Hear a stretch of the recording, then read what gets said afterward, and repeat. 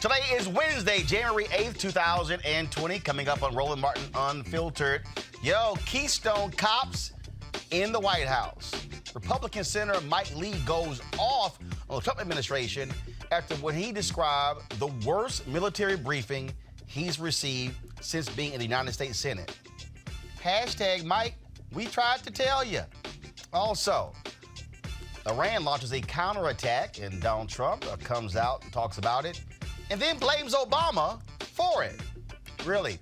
Democrats are accusing Mike Bloomberg of running an imperial campaign because he's using his own money and refuses to take donations. How's that going, Mike? Also, folks, we'll talk about, of course, more conversations about what's happening in professional sports when it comes to black managers. It's time to bring the funk on Roland Martin Unfiltered. Let's go. He's got it. Whatever the miss, he's on it. Whatever it is, he's got the scoop, the fact, the find. And when it breaks, he's right on time and it's rolling. Best believe he's knowing. Putting it down from sports to news to politics. With entertainment just for kicks, he's rolling. It's on go, roll, y'all. It's Roland Martin, rolling with Roland now. He's funk, he's fresh, he's real, the best, you know he's Roland Martin now.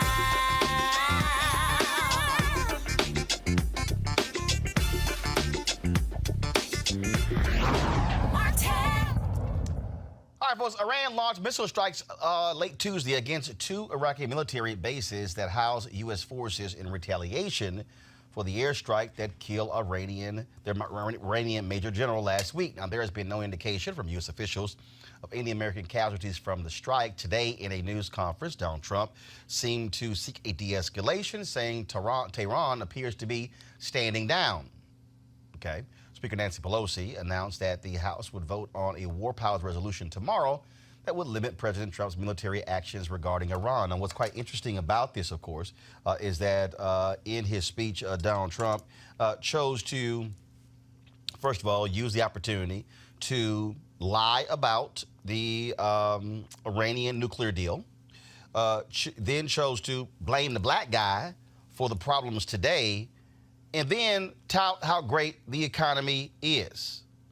It was all over the place. And so, y'all, so listen to this if you really, really want to understand the lack of a brain of the person in the Oval Office. In recent months alone, Iran has seized ships in international waters, fired an unprovoked strike on Saudi Arabia, and shot down 2 U.S. drones. Iran's hostilities substantially increased after the foolish Iran nuclear deal was signed in 2013, and they were given $150 billion, not to mention $1.8 billion in cash. Instead of saying thank you to the United States, they chanted death to America. In fact, they chanted death to America the day the agreement was signed. Then Iran went on a terror spree, funded by the money from the deal, and created hell in Yemen, Syria, Lebanon, Afghanistan, and Iraq. The missiles fired last night at us and our allies were paid for with the funds made available by the last administration. So here's the deal. Donald Trump, of course, was pretty much making stuff up there. He said that $150 million. Well, the Associated Press did a fact check. And this is what they say, quote, when Iran signed the multinational deal to restrain its nuclear development in return for being freed from sanctions, it regained access to its own assets. So the United States didn't give Iran $150 billion. This is a quote from the Associated Press. There was no $150 billion gift from the U.S. Treasury or other countries. Iran was allowed to get its money back. The $1.8 billion refers to a separate matter, also misstated or lied by the president going back to before the 2016 election. AP, a payout of roughly that amount did come from the U.S. Treasury. It was to pay an old IOU.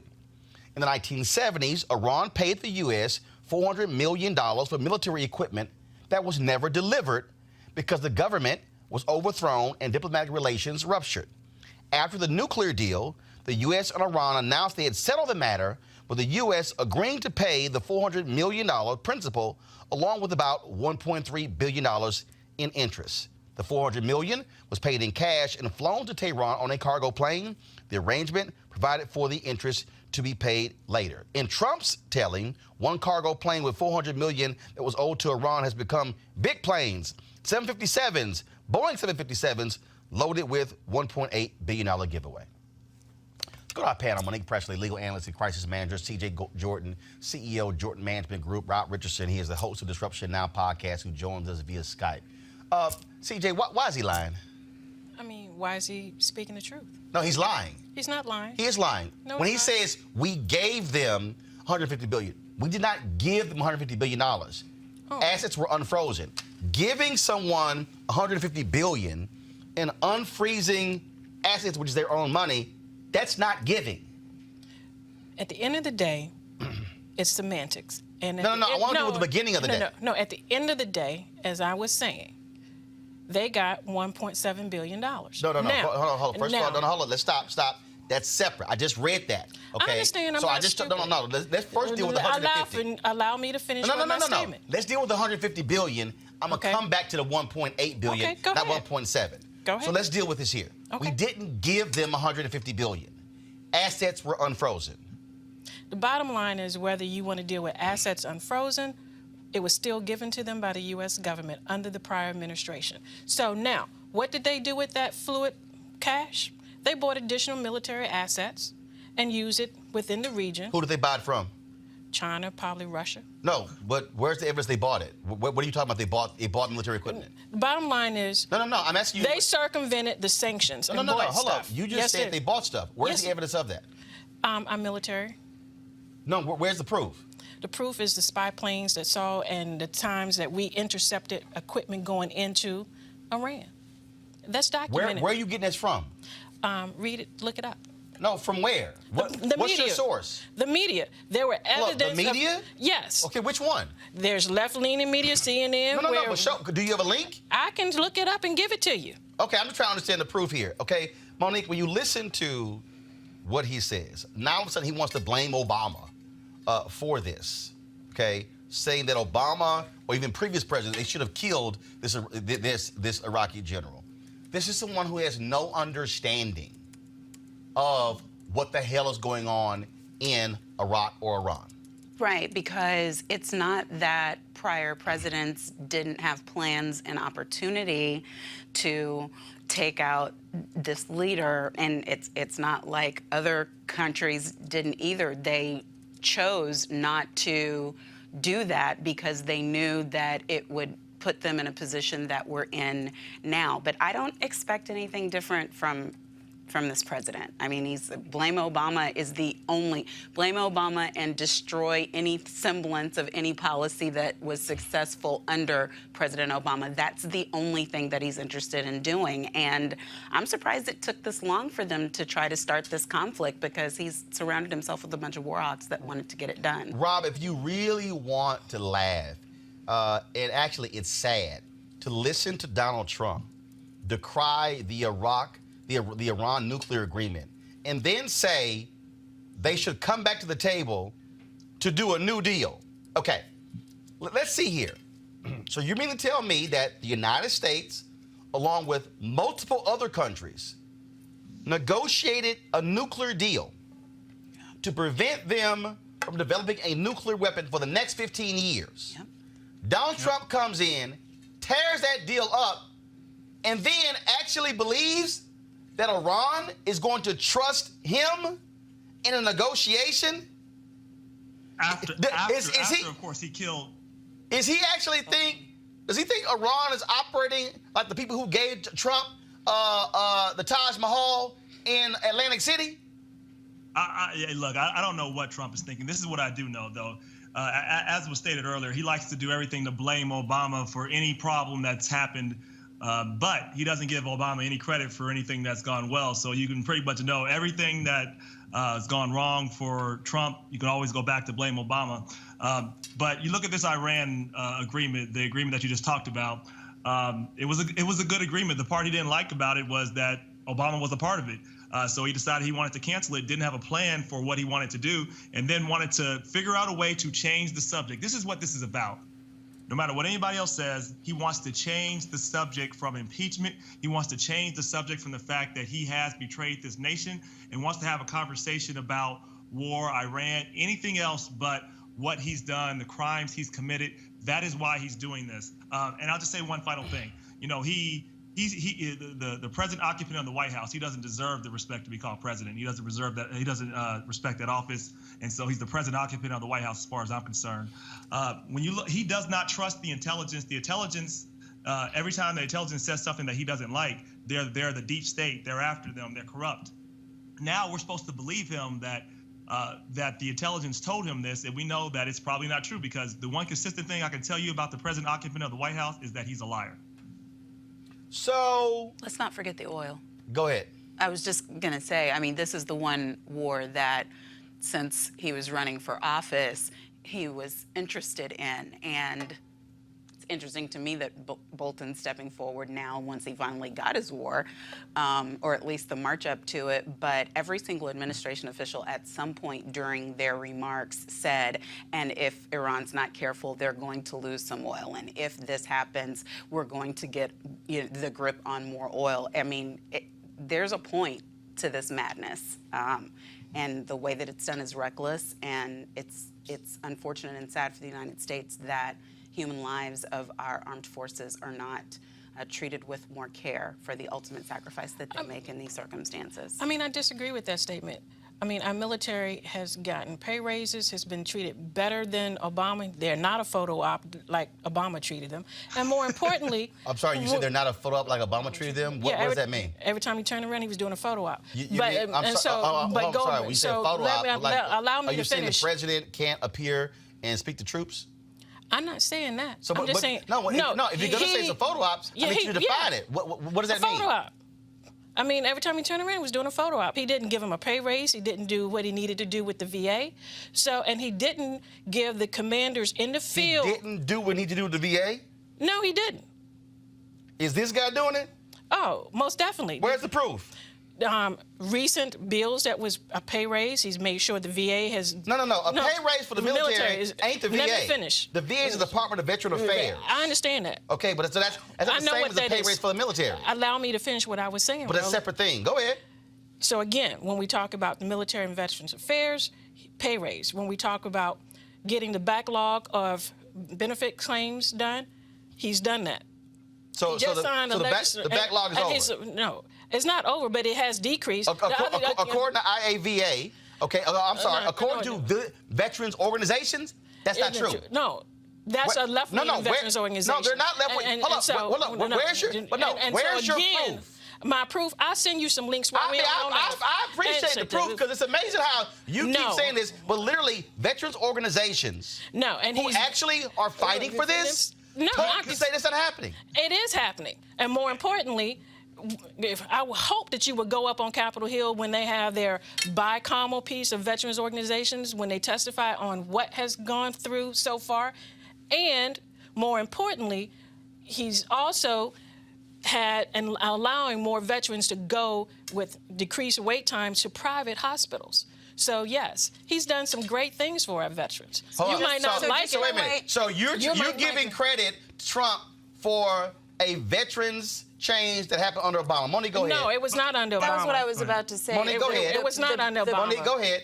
It was not under Obama. The bill was first signed in 2014. It was not under Obama. 2014 by President Barack Obama that enabled private dollars to pay for veterans' needs, medical and health care needs through the VA. And this current CJ, that was president... 2014. this And current he's updated president it. It was more laws that posted- he's updated.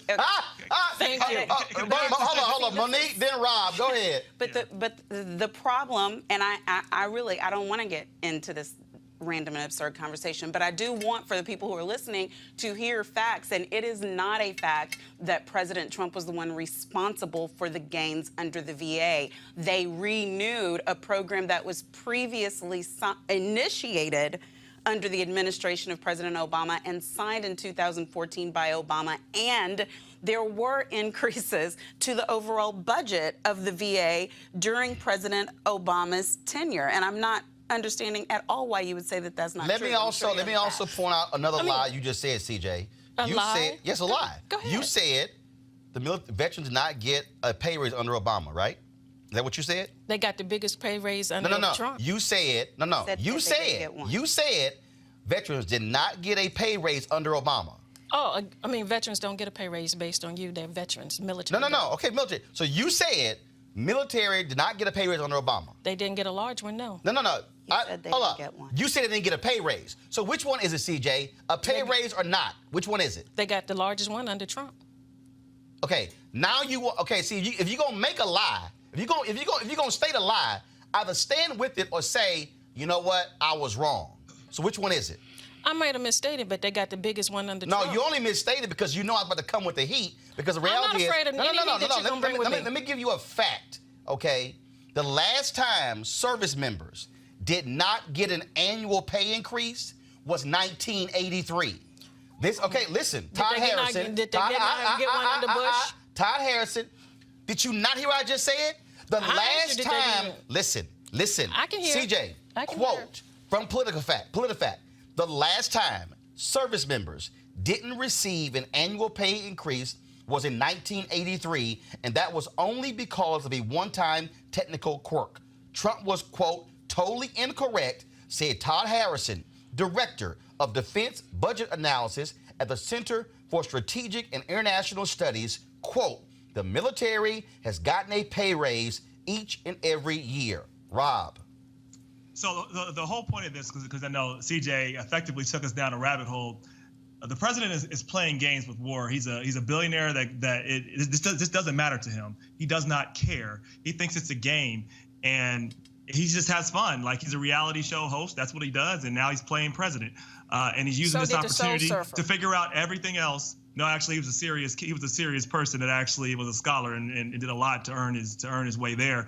This person, wrote his back over 50% his daddy. But anyway, Rob, hold on one second, because see, here's the other deal. CJ also had another lie, and it was a lie. She said they got the largest pay raise under Trump. Henry, go to my iPad. This is a chart showing average annual basic pay increase for the United States military 1974 through 2018. The largest pay raise took place in 1981. Second largest was in 1980. The third largest, which tied with 1977, took place in 2002. You said that didn't happen, right? Who was president in 2002? Was that Bush? Because you questioned whether Bush gave him a pay raise. Now, let's zoom in to this. CJ, look at the monitor. I'm looking. Here it shows pay raises for the military.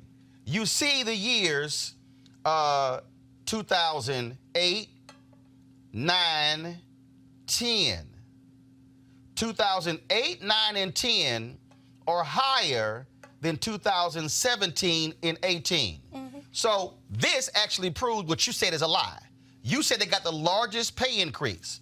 This shows right here that there was I'm not done. This says there was a larger pay increase for the military in 2009 and 2010 under Obama than in 2017 and 2018 under Trump. Based on what my facts and based upon your facts and my president. Facts. Hold up, your facts. I don't have alternative facts. I'm sorry, facts. CJ. Let me help you. Do you know The where president has stated. No, CJ. The president has stated. Do you know where I'm getting this from? Congress has stated. No, CJ. Look, this is Henry. Show it, please. You said your facts. What I just showed you, CJ, came from the National Defense Budget Estimates for fiscal year 2019, what does it say? Department of Defense. So what are your facts? The President of the United States, and I will not dispute what he has stated. So you believe in a liar. Okay. Trump fact. Rob, go ahead. No, look.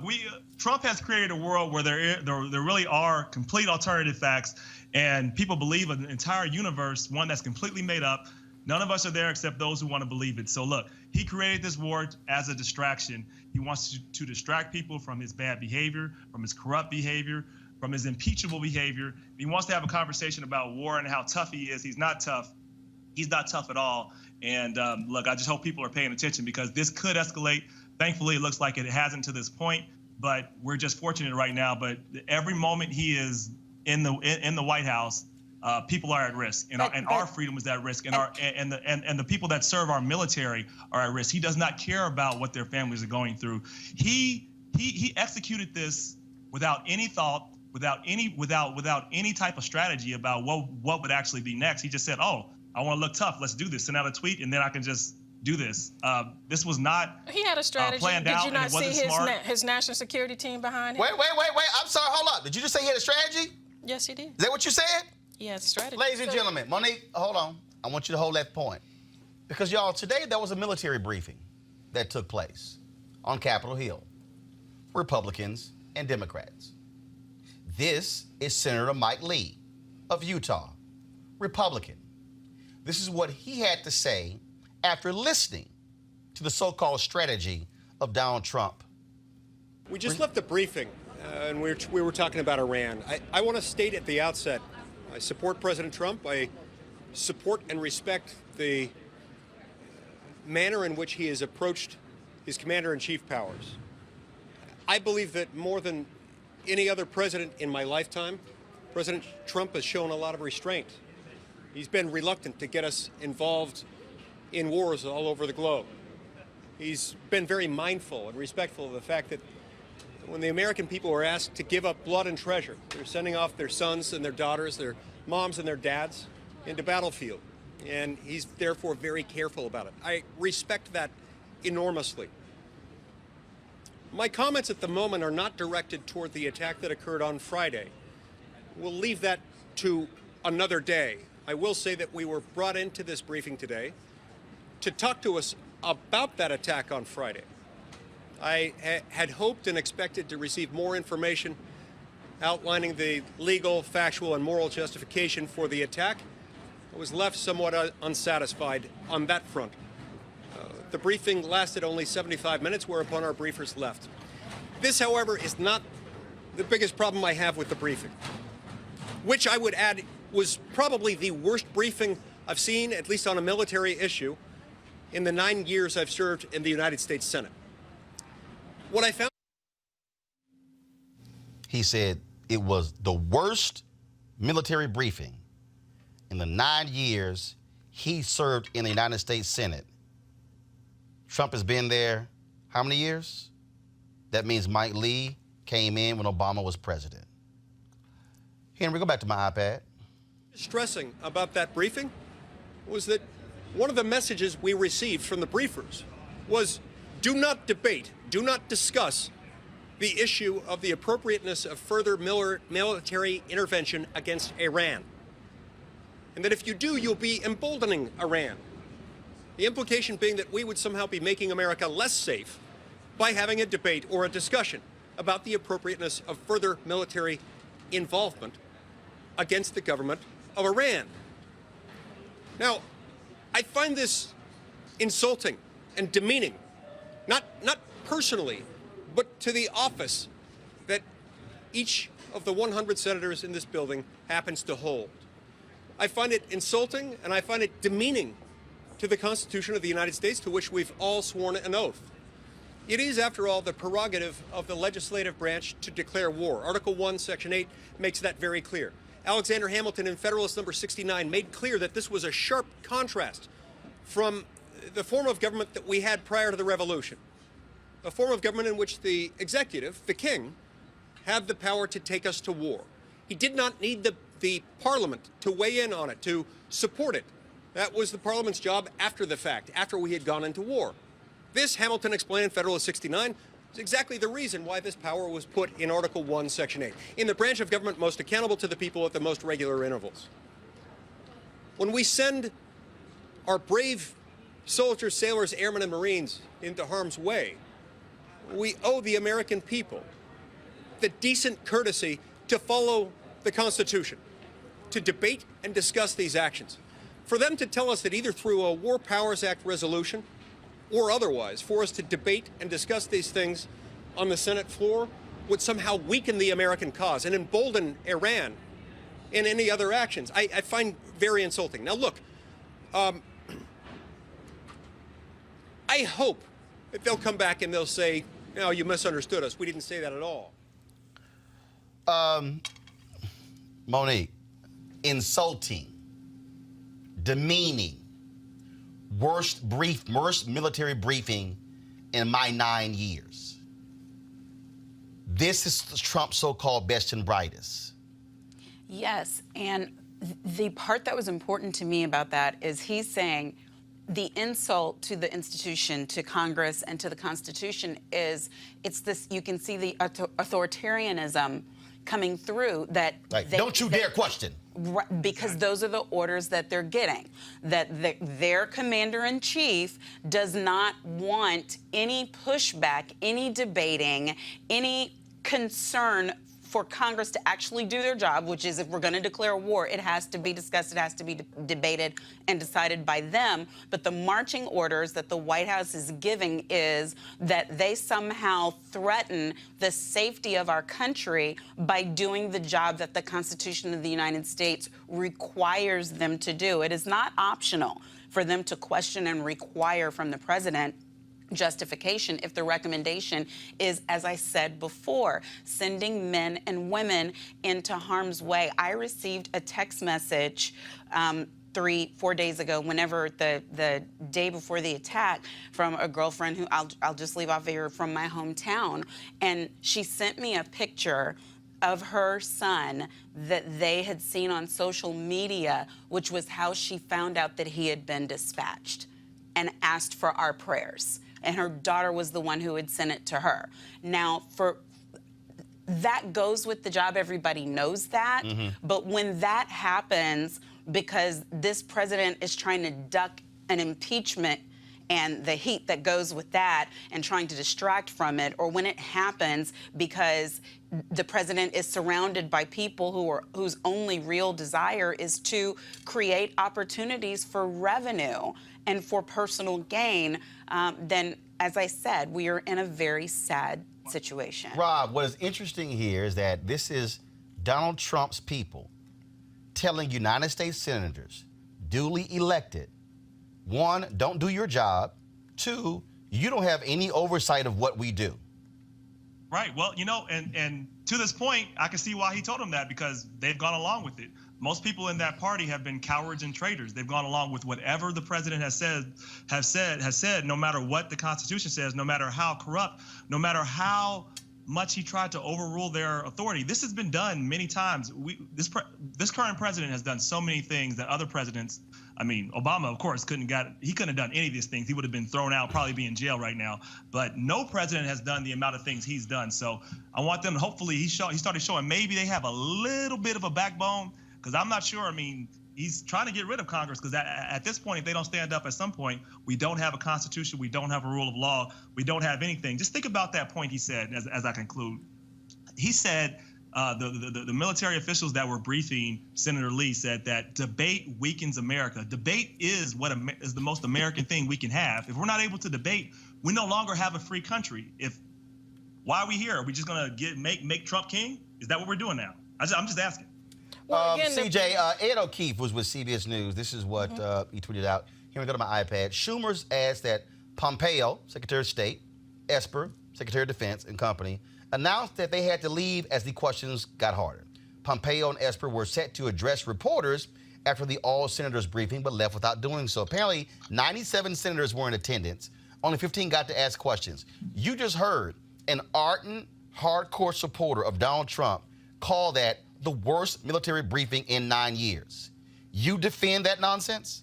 At the end of the day, Senator Lee, a great libertarian who Is he Republican? He is a Republican, and he's a libertarian Has he Republican. voted along the lines of Donald Trump? Yes, he has. And again, Has he supported Donald Trump? And again, as his First Amendment right, he's entitled to his opinion. No, actually, now, no, as a right, as a United States senator. He's entitled to his opinion. But it was him and Rand Paul. And they're both entitled to their opinion. But does it not bother you when you have two U.S. senators say it was the worst military briefing in 9 years? No, because at the end of the day, this president ran that there would be no Benghazi on his watch.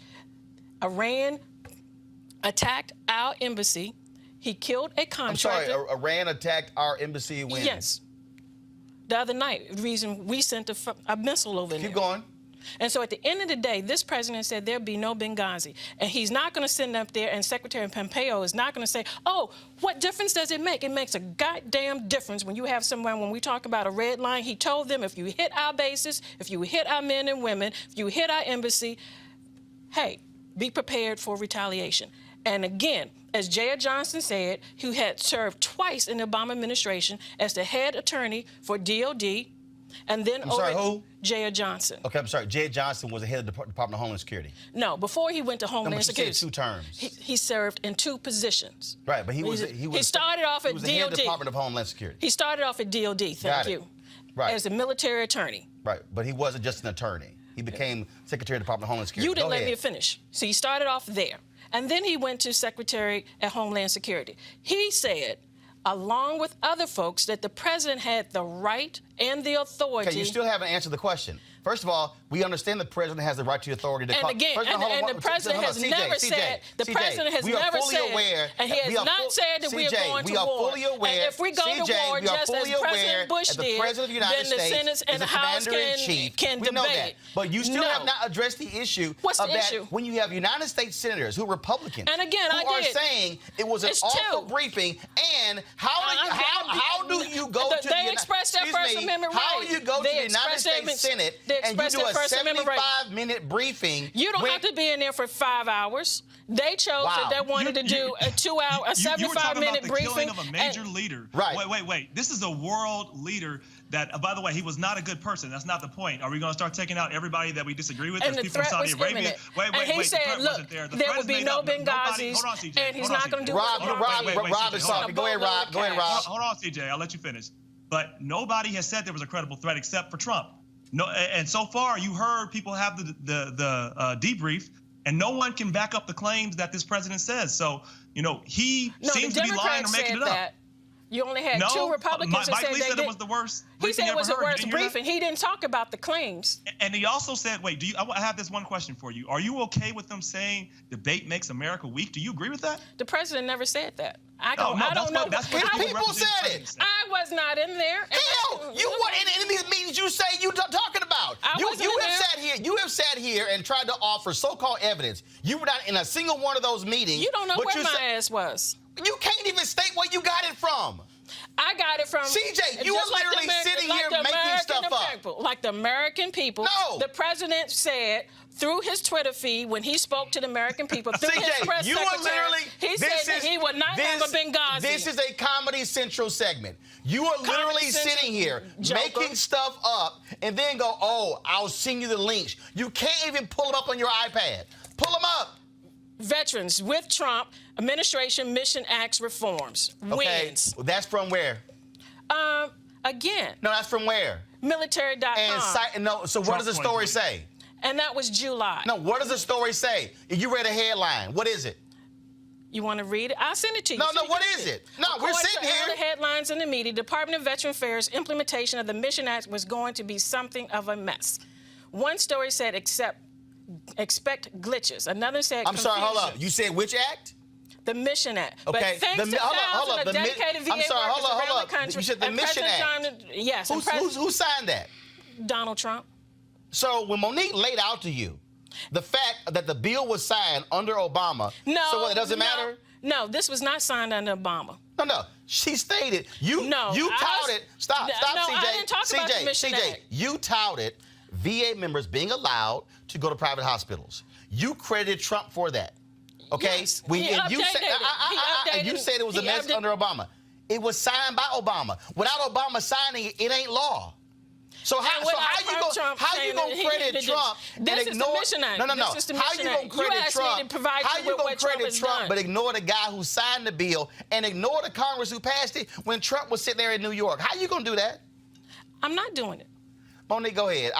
Again, this is like this ain't even alternative facts. This is like straight up make believe. Go ahead.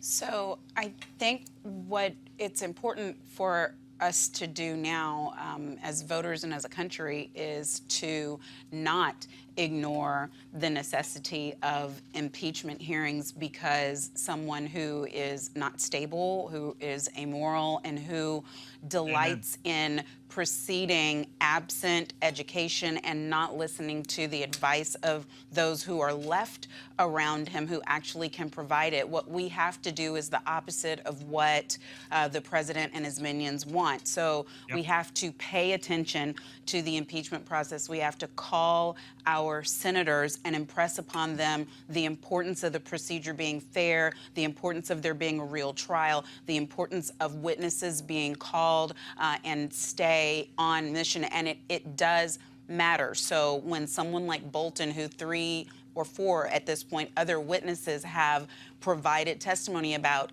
be thinking. There are transcripts of those meetings.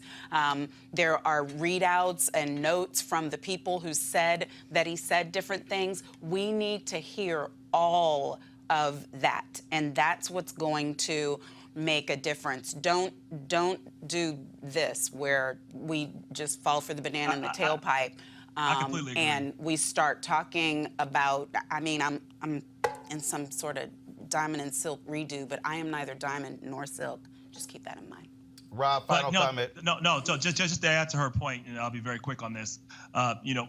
Democracy is hard to maintain, and all the close questions of America, ending Jim Crow, ending slavery, were very, very, very close questions, and it requires people to be engaged. So nothing's guaranteed. Our democracy is not guaranteed. The future is not guaranteed. Progress is not guaranteed. All of that has to be fought for. We have to stay engaged. We have to stay vigilant. These are really, really, really close and stressful times. And this current president can change the whole trajectory of America and take away freedoms from many, many, many different people if we're not careful. So look, we better be engaged. We better wake up. Yeah. And again, folks, the reason we do a fact check because I don't tolerate when Donald Trump lies. I use the hashtag Trump Lies Matter. Every time he lies, and if somebody comes on this show and lies and makes stuff up, you're going to get called out. Doesn't matter you're Democrat, doesn't matter whether you're Republican, whether you're black, whether you're white, doesn't matter. But the bottom line is Donald Trump consistently stands in front of the American people and lies and somehow thinks that we can't go back and check those things. Like, for instance, when he kept claiming that the bill Monique talked about, he kept claiming that he actually signed it into law. No, he didn't. Those were lies. That bill was signed into law by President Barack Obama. Got to go to a break. When we come back, we'll talk to Deval Patrick. Does he have a shot at getting the Democratic nomination? And if not, why is he running? You're watching Roland Martin Unfiltered. You want to check out Roland Martin Unfiltered? YouTube.com/Roland S. Martin. And subscribe to our YouTube channel. There's only one daily digital show out here that keeps it black and keep it real. It's Roland Martin Unfiltered. See that name right there? Roland Martin Unfiltered. Like, share, and subscribe to our YouTube channel. That's youtube.com/Roland S. Martin. And don't forget to turn on your notifications so when we go live, you'll know it. All right, folks, let's talk about, actually, we're going to go right to the Deval Patrick story, folks, and let's deal right with that. Yesterday, of course, we talked to the former governor of Massachusetts about him running for the Democratic nomination. Here's a part of that interview.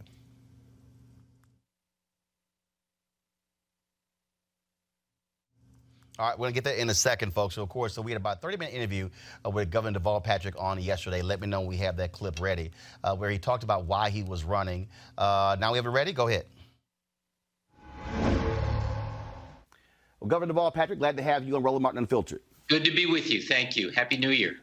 So when you and I talked at the NAACP convention last year, I specifically asked you whether or not you were going to run. You hedged on that very issue. Well, people are asking, oh, my goodness, is he going to run? Are you thinking about it, or are you talking about it? Just your thoughts about potentially 2020. Well, look, I'm not running today. I'm here because Except to catch a plane at 5:30. Yeah, right. I do have to run soon.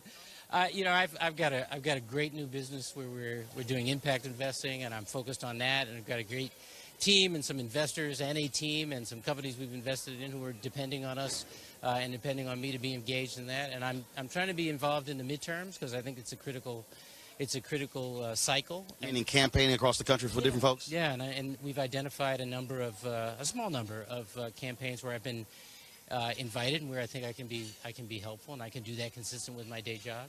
And that's my focus for now. And all of a sudden, 20 plus candidates got in the race and January and February and months going, and then all of a sudden, very late in 2019, you just have to jump in. Why? Well, we were ready to go more than a year before, and about 3 weeks before our announcement date, my wife, Diane, was diagnosed with cancer. And that's the sort of thing that just brings your feet back to earth, Roland. We paid attention to her and to that. I'm very, very grateful that when we celebrated 35 years of marriage in May, she's cancer-free. We continue to watch a race with a lot of talent in it and a lot of time and a lot of money, but where the leader still is somebody called undecided. And I think that folks are undecided because we're at risk of missing a moment where we can do more than get rid of the current president, but really reinvent America so that prosperity and justice is available to everybody everywhere. And that's been a lot of my life's work, as I think you know. And I believe that I have a unique range of life and leadership experience to deliver on that. So the question is, does he have a shot? Why is he in the race? Monique, your assessment. The shame of it is how late he's entered, because he's a great guy, super smart, does well in rooms, and because I vowed this election cycle, I am going to listen to every single person so I know what they're talking about, and I understand why people are pulling into those rooms in Iowa to listen to him. I don't know if he gets any traction or not, and the name of the game right now is Vice President Biden, so if he can do anything to pick him off, I haven't seen it yet. CJ, your assessment of Deval Patrick, did he get in too late? Oh, he definitely got in too late. I mean, at the end of the day, he has to compete with not just Joe Biden, he has to compete with Elizabeth Warren based on the fact that a lot of Obama's folks are, lining up behind her. And then he has to contend with, what is Mike Bloomberg out here doing? So, I mean, he should have gotten in much sooner. The question now, can he position himself to be on the VP ticket? Rob. So I actually like Governor Deval Patrick. He was on my show as well. I just think it's too late, and he got involved too late. And I think he saw an opening in the moderate lane and believed he could occupy that space. I just don't think he has the time or a narrative that can get him there. So I wish I can give a better answer, but I think that's the answer. And again, I think that when you look at this race, most folks started getting this race. Some declared the end of 2018. Then, of course, you saw 2019. And he's right, undecided, is leading. But I think you are seeing what's going to happen. Folks are going to be voting in Iowa next month. And so I think it's going to be really difficult for him to move forward. Now, Democrats are also complaining about Mike Bloomberg, because he is self-funding his campaign. He's getting pushback from them. He made it perfectly clear that he will love to participate in the debates, but the Democratic rules require that you actually have grassroots support. You have a certain number of donors. Rob, I'll start with you. This is where I think it is important. Look, I get it. Mike Bloomberg is rich as hell. He's what? 20, 30, 40 billion dollars. A lot of money. $54 billion. But what the Democrats are also saying is that by having these requirements, and I know people have complained about them. I know Senator Cory Booker has complained because he actually hasn't qualified for the January debates because of the thresholds.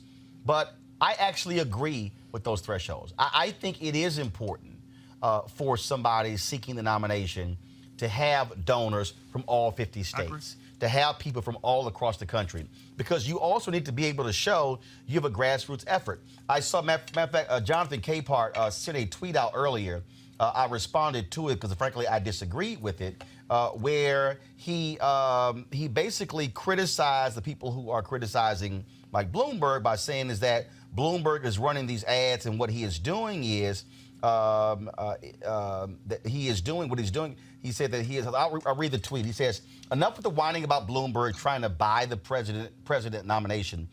Yes, he is spending a lot of his own money to make his bid viable, but he's also doing what party needs, waging an assault against Trump that will benefit the eventual nominee.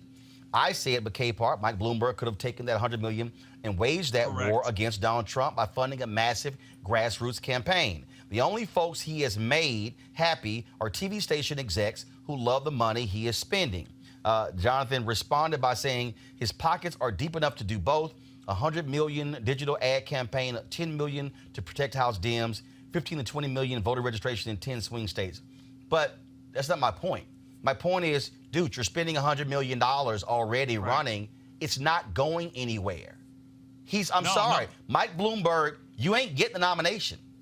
No, I don't see it happening under any circumstance. So, and he's also avoiding accountability because, look, he could qualify for those debates. He just had to spend a little bit of money on Facebook ads, and he'd find all those donors all across the country. You get $1 from people all across the country. So he is using that as an excuse to not debate things like stop and frisk that he reintroduced in New York, and he should be held accountable, and there should be debate about that because, as you know, a lot of the Democratic base is African-American. That had a disproportionate effect against African-Americans. We ought to be able to talk about it and at least learn where he stands on that now. I think that's completely fair, and it's unfair for him not to be held accountable. And second, look, if you're running for president, you need to do more than be able to raise money. Let me tell you, Hillary Clinton raised more money than Donald Trump, and Hillary Clinton didn't win the presidency.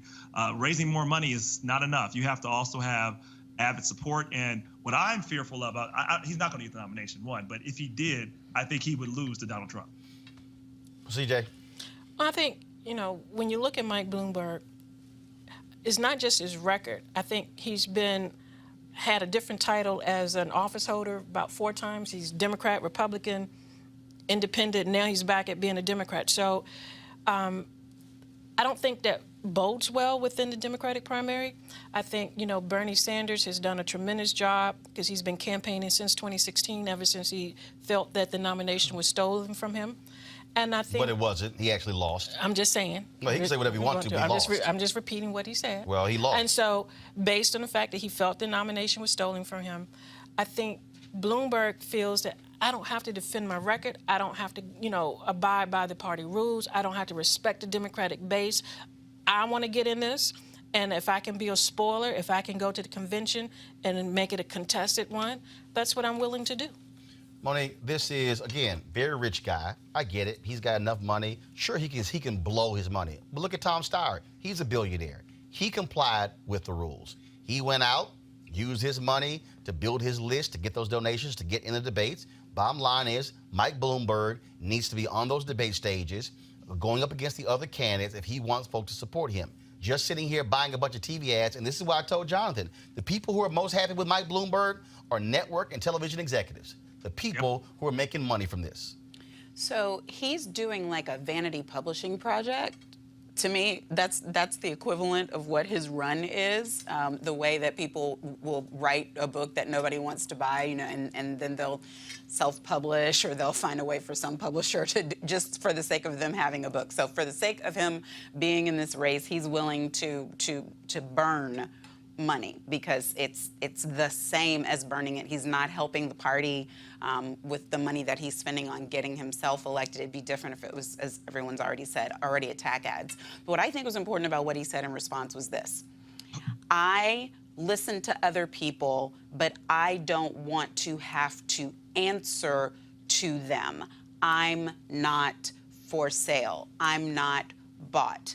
Now, that would be well and good if it wasn't for the fact that he's running for a position where you have to answer to people. And that's why the rules are in place, so that there can be a gauge on whether there is a real public support for him and whether he's accountable to anyone. And as it stands now, he's accountable only to himself. And that is dangerous. But the Democratic Party can fix it. They have rules now. They can have rules to address this situation. So in that regard, I agree with Capehart.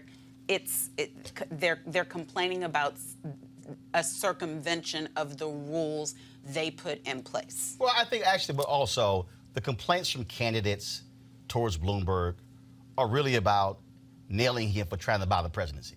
So look, these candidates aren't saying, "Oh, Mike, please go out and get 200,000 donors from 50 states so you can be in the debate." No, what they're saying is, you're a rich dude who's trying to buy this race, and you don't. Which is true. And you don't want to sit here and have to, frankly, yes, listen to other people. And the reality is this here: Mike Bloomberg actually, and again, by being so rich, by running these ads, he does believe that he can circumvent the process and not have to answer tough questions about his record, which is why his so-called apology at Pastor A.R. Bernard's church for stop and frisk was BS. When he was asked by a CBS reporter about the Central Park 5 case, and it's like, oh, I've really forgotten those things. See, that doesn't cut it on a debate stage. And so what he's doing is he's going to these places where he's doing these one-offs, or where it's just sort of him on stage. This Friday, he's going to be at Stacey Abrams' voter summit in Georgia.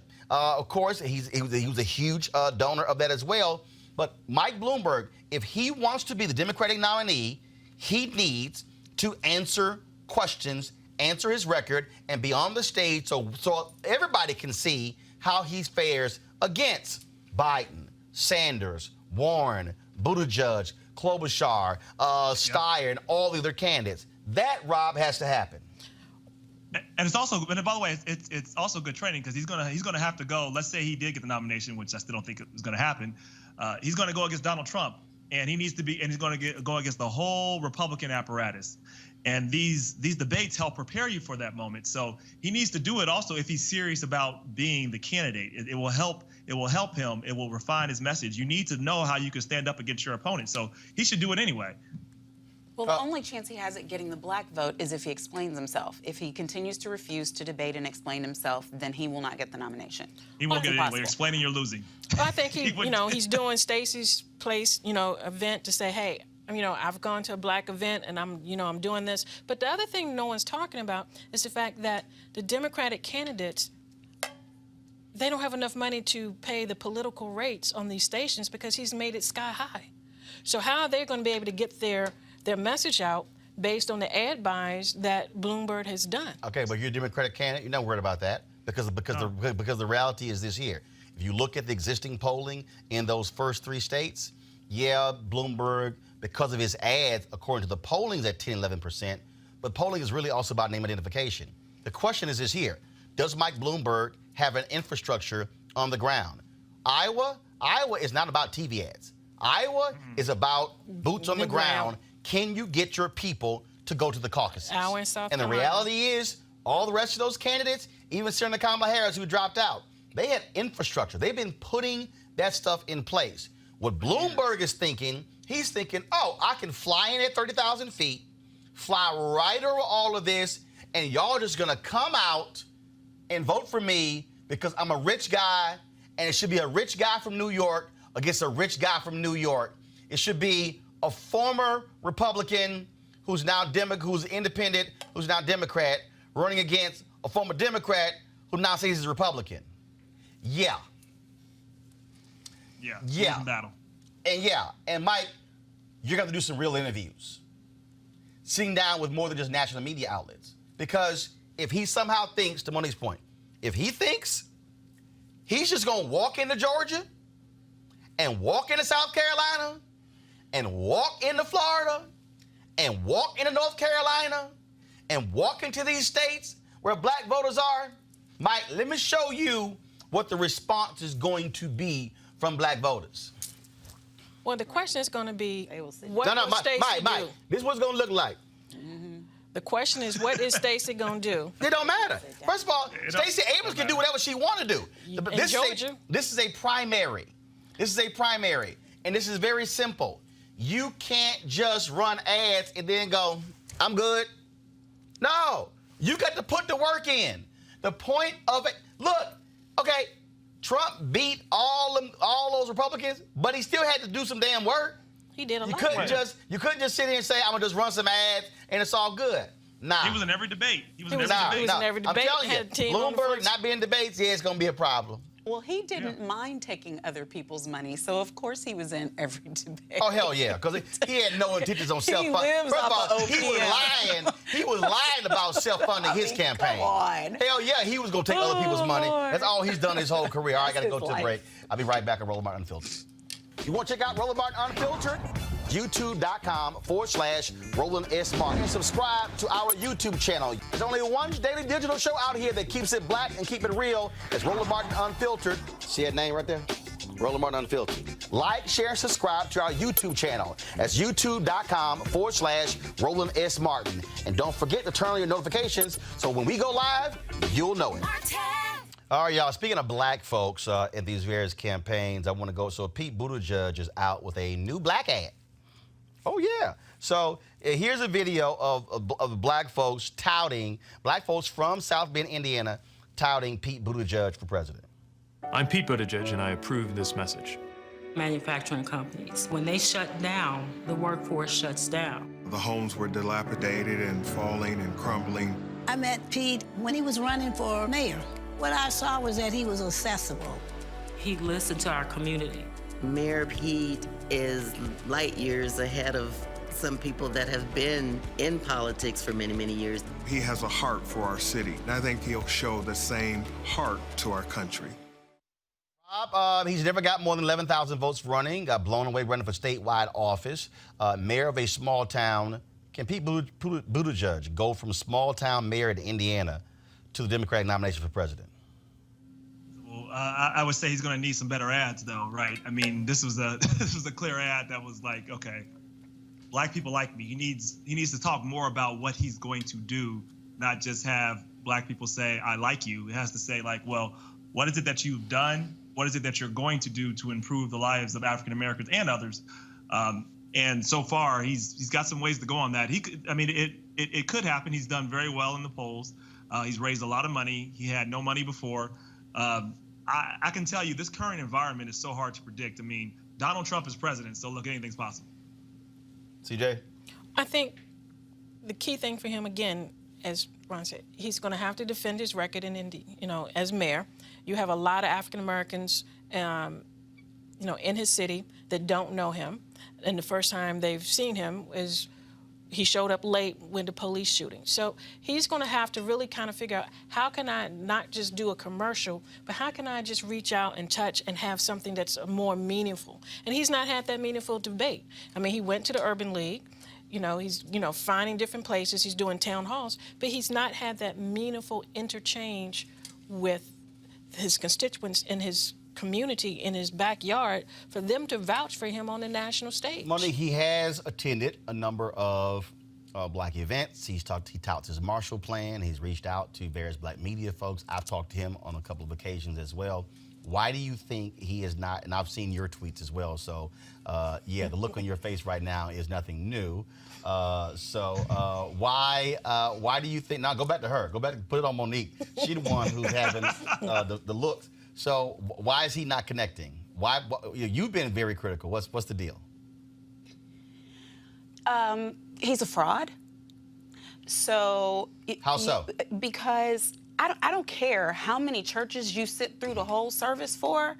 If when I see your interview, you're telling young children who know better that the founding fathers, unfortunately, sadly, didn't know slavery was wrong. Listen, you can't connect with me if you are untethered to the facts of the human experience as a black person in the United States of America. Now, he may be a good mayor, or maybe those black people were willing to get in that ad because they trying to get rid of him as mayor and stick him on me as president, and I don't appreciate that, black people in South Bend.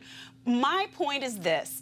He may be well-meaning, but he is uninformed and he is disingenuous. And when he is called on the carpet for both of those things, nobody comes back and explains it. He has these sharp-tongued people under him. He comes on real sweetness and light and sincerity, and then his comms director comes and backs it up, talking about Clinton this and Biden that and operatives and all of this. And that's what I've been vocal about. I'm like, no, communications person, whatever her name is, if he said something that is inaccurate, fix it. You're in control of the message, and your candidate is out there looking wet behind the ears because he's wet behind the ears. It's not that he may never be president. I'm just like, okay, not right now. This is white privilege. Every time I look at him, I understand why Booker and Harris and Patrick, if he had gotten in sooner,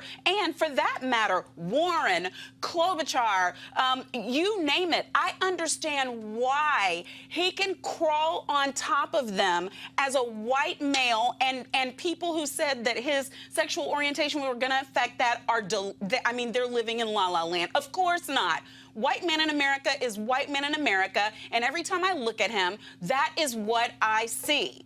And that is what I would say directly. It's not wait your turn, but it's if you're going to jump the line, you ain't no Barack Obama. I'm sorry. Okay, I'm done. Not even JFK. The video, Monique. You're not even a JFK. But he wasn't even jumping the line like this. He didn't come from no 11,000 vote mayor position. Hold on one second. Hold on, Rob. I'm gonna come to you, but I do want to play the video Monique is referencing, so people can understand that. And so this is a short clip. I wish I had the full clip, but this is what she was talking about. Here we go to my iPad. Similarly, the amendment process. They were wise enough to realize that they didn't have all the answers and that some things would change. A good example of this is something like slavery or civil rights. It's an embarrassing thing to admit, but the people who wrote the Constitution did not understand that slavery was a bad thing and did not respect civil rights. And yet they created a framework so that as the generations came to understand that that was important, they could write that into the Constitution too and ensure true equal protection for all of us. Similarly, the amendment process. They were wise. Slavery, they didn't realize slavery wasn't a bad thing. Well, they clearly agreed with it. So they didn't think it was a bad thing. So what is your objection? That's patently false. Go ahead. Founding fathers from Madison to Jefferson. Well, a few of them did. To Hamilton. Even the ones who were defending it for the purpose of economy. And they figured out this 3/5 thing on the back end to justify what they were trying to do for purposes of economy. But they wrote at length about the fact that what was being done was unconscionable. I mean, it was unconscionable, but they kept doing it. Of course, and that's why they did what they knew was bad. That's what makes him so ignorant in saying that, because they knew it was wrong, they did it anyway, and he sat there in front of these impressionable children who are now adult voters who have grown up thinking Mayor Pete said that slavery, the founding fathers didn't even really know was bad, as embarrassing as it is. Embarrassing? That people died? That people jumped off of ships in order to... I'm gonna start crying. I'm done. I don't want to talk. Rob, go ahead. Well, look, he clearly was a sloppy statement, and he was wrong for how he said it. But he also said, wait, let me finish. But he also said they didn't respect civil rights. What I think he intended to say, and clearly he wasn't good at how he said it, was that there was a debate about slavery, and this nation kept slavery for economic reasons, and it kept it because there wouldn't have been a nation without slavery, because you wouldn't have had the South. That's the reason what left us the Civil War, and that's the point he was trying to make for the amendment process to come in place. But it was, for him, it was a big mistake, and he shouldn't have said it that way. And I hope he's apologized for saying it that way and for people to understand that slavery, whenever you talk about slavery, it's the original sin and the current sin of this country. Frankly, it hasn't even ended in terms of its effect. We know that. But it was an economic decision. It was a strategic decision, because without it, there wouldn't have been a United States of America, because there would have been no South. That's true.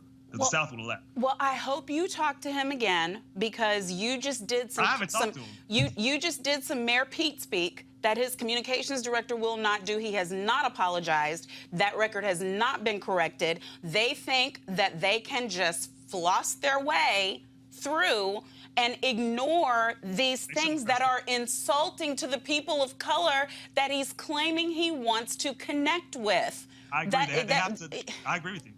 There's no argument there. So you're arguing to the converted there. I think he needs to do that. And for him, there's been a lot of other candidates that haven't been perfect too, one. Second, I would say that because he's newer, as you said, because he doesn't have a long record, he needs to be more specific in particular about what he's going to do, and he has to do a better job of explaining his record. So those are some things he has to do. I'm not disagreeing. I just say we have to be careful in this world of when one person says one thing and you look at their overall body, and they haven't been consistent with that, we need to be careful just not to cancel them for the rest of their life. That's all I'm saying. No. He's not canceled. I mean, I would have him over for dinner. I'm not voting for him for this nomination, and I don't want him to be the president. And this is not the first thing that he has said. His record in South Bend in terms of people of color, in terms of criminal justice reform, is lacking. And his answers about why it's lacking are lacking. His numbers on unemployment for black people, that it's lacking. And the information that his team put out was inaccurate, and then again they didn't correct it. And so who's good though? Who's got a good record? Yeah, and here's the thing. What I am saying about Mayor Pete is that he is lacking. What I said about other people who have left the race and are about to leave the race is that they are better. What I'm saying about Vice President Biden is that he's done some things that he's already apologized for, and I think that the apology is insufficient, but I think that he has served long enough in these communities that it's not going to make a difference. I mean, people believe in and trust him for reasons that go beyond any explaining. So that's probably true. It's one of those things where it's just, but what I'm not going to do is let somebody who's brand new, I mean, baby just still needs a diaper change. I'm not going to allow for that kind of jumping across people who have served and served and served, who are not making these mistakes. He's not running for mayor anymore. He's running for president of the United States. So there has to be a different level of accountability. And for all these folks out there, the Kamala is a cop folks, the people ignoring Booker, the people who are writing off women who have been running. Hello? I actually agree with you on that. I think there was a different standard. And I do think there is something going on right now because there's such a fear and fog with Trump that people, and I think wrongly, have in their mind, and this is a lot of black people, by the way, in their mind that in order to beat Trump, it requires us to have another white man to beat Trump. And I don't think that's the case. But I do think that's what a lot of people are positioned in their mind. So, and it's a lot of black people that are. Bottom line is here. I think what helps a Pete Buttigieg, what helps Amy Klobuchar, is the fact that the first two states that vote are nearly all white states. White. And this is where I agree 100% with Julian Castro. And this is not specific to any one candidate, but I do believe it's important that when you come out of the gate, if the first two states are so critical that determine folks stay in or drop out, again, I go back to Senator Kamala Harris. It boiled down to what was she looking like in Iowa, New Hampshire. And this is where Democrats, and just for everybody to understand something here, there is nothing written in stone that says at the first two primary states must be Iowa, New Hampshire. Now, I think Iowa, though, Iowa or New Hampshire, I think it's Iowa. I think they have it in their state constitution. And their Secretary of State has said it doesn't matter when any other state announces their deal, they are going to move theirs up. But here's the deal, though. The Democrats don't have to abide by those rules. Remember in 2008, when Florida and Michigan moved their primaries up and against the rules of the Democratic Party. The Democrats said, fine, y'all can go and have your primary. We're not going to count your delegates. Yep. Obama didn't run in those states. Hillary Clinton, she won Michigan, won Florida, tried to get those delegates reinstated, and the DNC said no. I dare say in 2024, if a Democrat does not win this November, the Democrats must change their rules and say, sorry, Iowa and New Hampshire, you're no longer going to be king of the hill. If y'all want Iowa and New Hampshire to be first or second, fine, but you got to pick. I personally think if it's going to be Iowa first, South Carolina should be second. Or South Carolina should be first, Iowa second, or New Hampshire second. It doesn't matter. But what I need y'all to understand, the reason Iowa so desperately wants to be first is not just because, okay, they get to determine coming out of the gate, but it's this. Yeah. It's this. The amount of money the campaigns spend on television ads, on signs, on hotel rooms, on food, on staff, that, folks, is an economy all by itself every 4 years. Which, if it was California, wouldn't even happen. That's what is going on here. And so I say, Tom Perez, the Democratic Party, change those rules. The first two states should not be states that are more than 90% white. That simply cannot be the case. That is not about any one candidate. That's all of the candidates. It should be a far more diverse slate in the first two states. Yeah. As of right now, it's Iowa, New Hampshire, Nevada, then South Carolina. So we'll see what happens. I want to thank our panel for being here. Thank you so very much. Folks, if you want to support what we do, please go to RolandMartinUnfiltered.com. This is an independent, Black-owned show. We're here 5 days a week. We live stream, though. We stream, though, 7 days a week.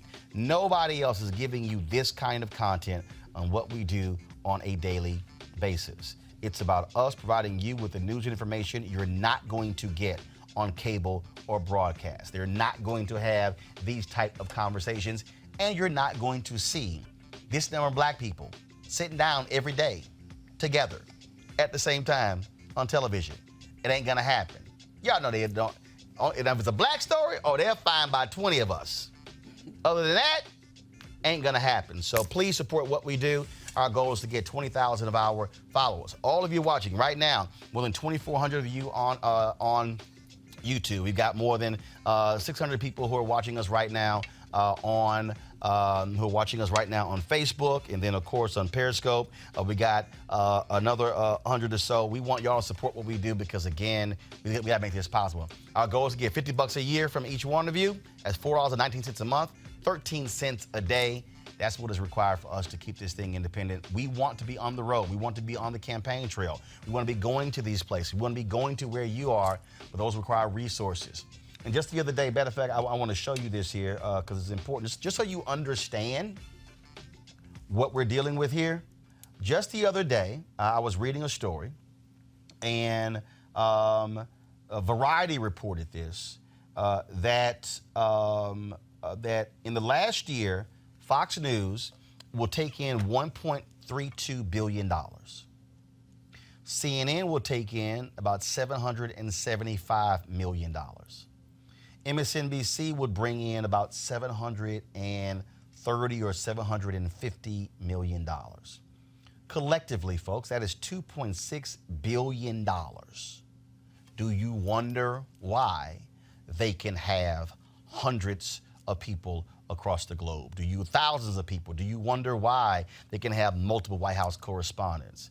This is why I've been talking about what happens. This is why you have 24-hour news channels. We're not even counting the 24-hour business networks that are also covering politics as well. We cannot afford to be uninformed. Information is indeed power, and too many of us are uninformed. Please support what we do to make this possible in order for us to give you information that you're not getting from other sources. And look, there are people out there who are on YouTube and who are on Periscope, who are on Facebook, and they're talking for 5 or 10 minutes or even an hour. Are they bringing you guests? Are they covering folks? Are they having panelists? Are they having experts? That, folks, is why we've got to have our own show. Support what we do. RolandMartinUnfiltered.com. All right, y'all, I got to go. I will see you tomorrow from Birmingham. Holla!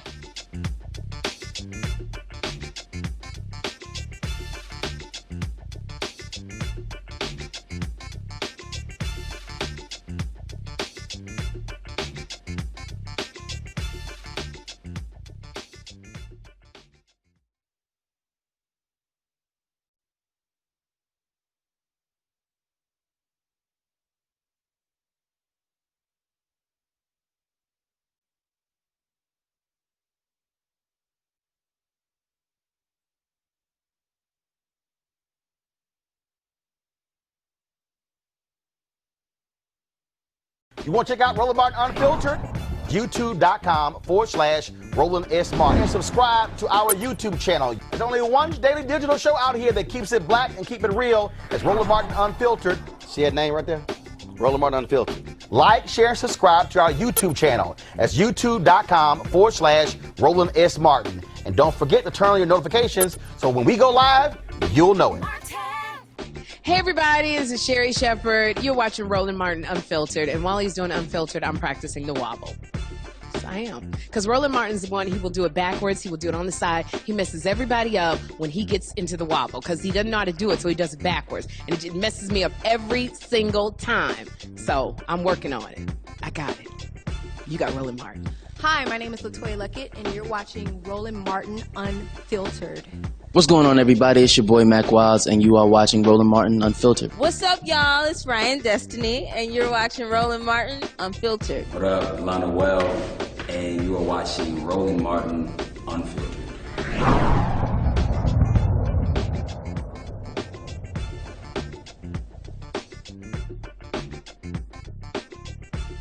You want to support Roland Martin Unfiltered? Be sure to join our Bring the Funk fan club. Every dollar that you give to us supports our daily digital show. There's only one daily digital show out here that keeps it black and keep it real. It's Roland Martin Unfiltered. Support the Roland Martin Unfiltered daily digital show by going to RolandMartinUnfiltered.com. Our goal is to get 20,000 of our fans contributing $50 each for the whole year. You can make this possible. RolandMartinUnfiltered.com. Hey fam, want to check out Roland Martin Unfiltered? The blackest show on all of digital, cable, and broadcast. Check out our audio podcast. There's only one daily digital show out here that keeps it black and keep it real. It's Roland Martin Unfiltered. Press play.